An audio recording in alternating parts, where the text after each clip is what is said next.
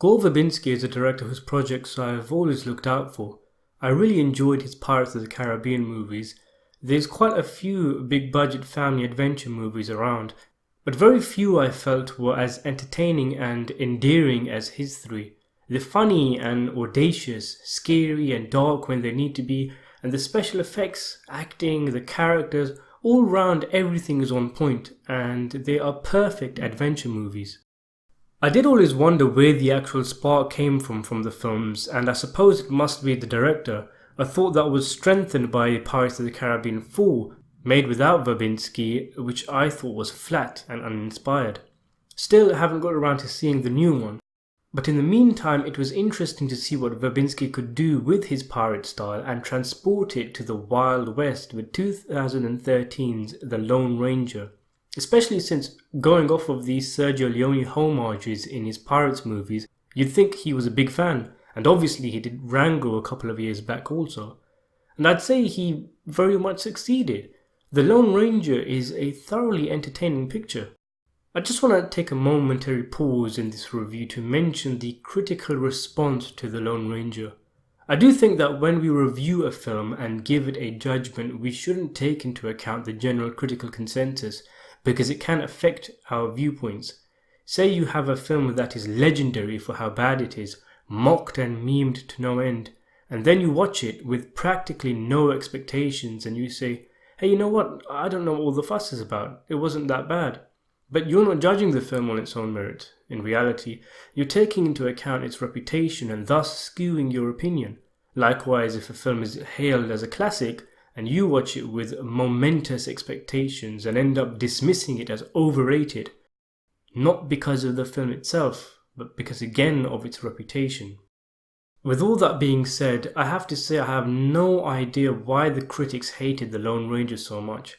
I was aware it was executed in reviews and was a financial disaster, and the cast and crew of the film hit back at critics, saying they were judging the challenging making of the film as opposed to the movie itself.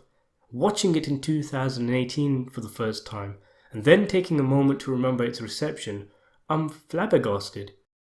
So many people are complaining that there's no decent mainstream action movies that aren't superhero films, and yet there's one sitting right here.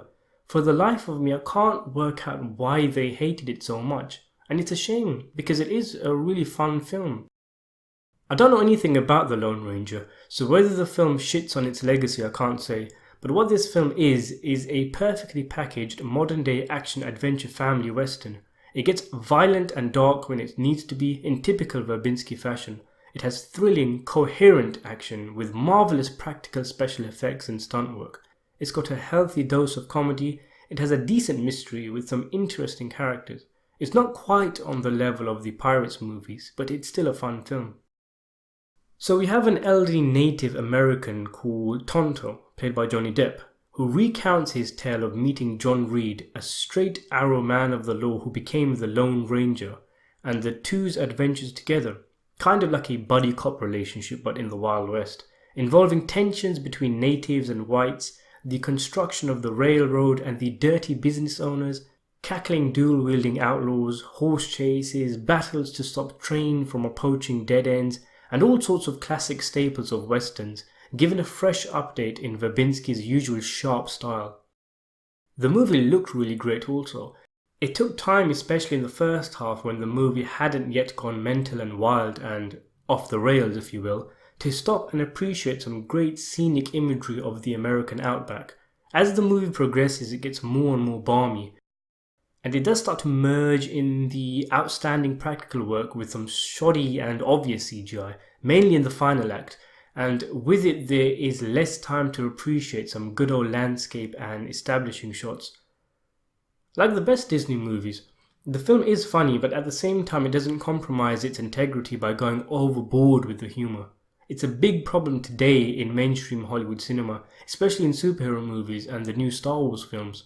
It's like films are afraid of being sincere, and every time there's a heartfelt or heavy moment, it's back-ended with a one-liner or a joke, killing any tension or emotion. It's like films are afraid of being ridiculed, and trying to tell you, look guys, we're in on the joke too. In that sense, The Lone Ranger is refreshing because there are genuine stakes and tragedies. Take away the humor from a lot of action films today and you're not left with much, but remove the humor from The Lone Ranger and there is still a good film with a story and interesting characters underneath. I did enjoy the acting. William Fichtner, Tom Wilkinson and Armie Hammer all did great jobs. Interestingly, the weak link I thought, if there was one, was Johnny Depp and his Tonto. I liked him in this film, don't get me wrong. His oddball, deadpan expressions and randomness of his character was fun to watch. And it was kind of like this is a straight story and his character was some kind of weird random dude who somehow just walks in. But doesn't that sound familiar? Remove the makeup and he's basically doing a half-assed Jack Sparrow impersonation.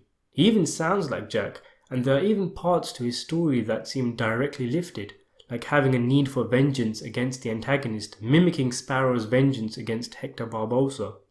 It's a lazy performance, and you do feel that had this movie not been made well into the I'm Johnny Depp and I play weird characters phase, he could have really done something memorable and perhaps even iconic with this role. But I couldn't help watching, thinking that he's not really making an effort here, just delivering his lines flatly, a mere hint of an accent attempted, and attempting to replicate the wackiness of Jack Sparrow. All in all though, The Lone Ranger delivers. Few films are perfect. The Lone Ranger, for example, does require to be patient at times. Not all of the jokes land, and there is a steadying increase in abundance of mediocre computer-generated effects as it goes on. But I still can't quite believe how much it was thrashed by critics, who seemingly couldn't stop talking about the huge amount of money it cost. There's so much to enjoy, and I would rather support movies like this than the ridiculous amount of superhero films, remakes, reboots and sequels we get these days. The Lone Ranger is fun. It's a western, it's goofy, it's funny, and it's a great thrill ride. I give it a 7.5 out of 10.